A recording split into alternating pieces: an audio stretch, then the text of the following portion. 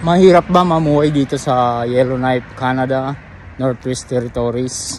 Itong lugar po na to ay malayo to sa mga malalaking city ng Canada. Kaya hindi ko masasabing mahirap, hindi ko rin masasabing madali. Sakto lang naman kung gusto mo ng tahimik din na buhay.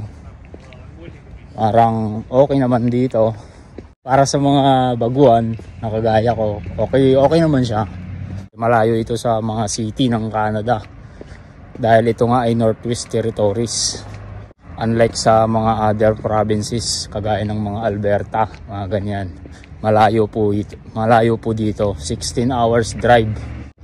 Kung sa mga pag-grocery, pwede namang ako, kagaya ko, naglalakad lang ako mag-grocery. Dahil dyan lang sa unahan, ay nandyan na yung grocery.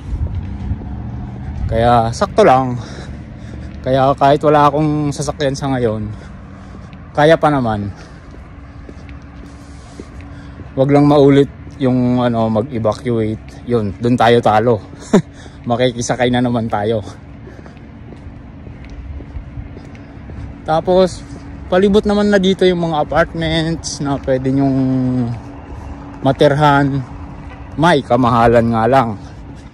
Pero dun katalo pagdating sa mga bayarin sa bahay. Dahil doble ang babayaran mo pag dito ka tumira, dito ka mag-work. So ayun lang. Kung may mga tanong pa po kayo ay try nating sagutin yan. Mag-comment lang po kayo sa baba ng video na to. Yun lang. Thank you.